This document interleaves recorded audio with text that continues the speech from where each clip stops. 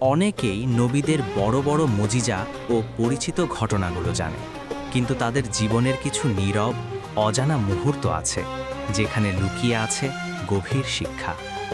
এক রাতে যখন চারদিকে গভীর অন্ধকার, আকাশ ভরা তারা, তখন হজরত মুহাম্মদ সাল্লাল্লাহু আলাইহি ওয়াসাল্লাম নিঃশব্দে তাহাজ্জুদ নামাজে দাঁড়িয়েছিলেন। তার ঘর ছিল খুবই সাধারণ, পেটে কখনো কখনো খাবার থাকতো না, কিন্তু হৃদয়ে ছিল অগাধ ধৈর্য ও আল্লাহর প্রতি অটুট বিশ্বাস। তিনি কাঁদতেন শুধু নিজের জন্য নয়, উম্মতের জন্য।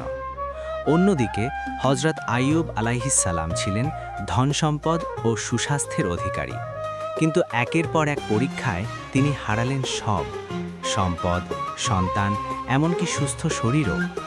দীর্ঘ অসুস্থতায় শরীর ক্ষতবিক্ষত, মানুষ দূরে সরে গেল। তবুও তিনি বলেন না, কেন আমার সাথে এমন হলো, বরং বললেন, হে আল্লাহ, আপনি পরম দয়ালু। তার এই ধৈর্য ইতিহাসে বিরল উদাহরণ হয়ে আছে। আরেকটি দৃশ্য, এক তরুণকে কুয়োর অন্ধকারে ফেলে দেওয়া হলো নিজের ভাইদের হাতেই। তিনি হলেন হজরত ইউসুফ আলাইহিসসালাম।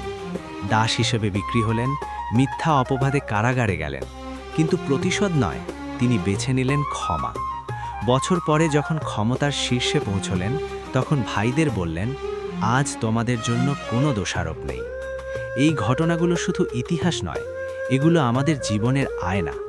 কষ্ট আসবেই, অপবাদ আসবেই, প্রিয়জনও কষ্ট দিতে পারে, কিন্তু নবীরা শিখিয়েছেন ধৈর্য, ক্ষমা আর বিশ্বাসী মানুষের সবচেয়ে বড় শক্তি।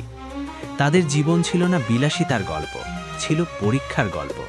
তবুও তারা ছিলেন সবচেয়ে সফল, কারণ তারা দুনিয়ার নয়, আখিরাতের সাফল্য খুঁজতেন। আজ আমরা সামান্য সমস্যায় ভেঙে পড়ি, অথচ নবীরা অসীম কষ্টেও আল্লাহর উপর ভরসা হারাননি।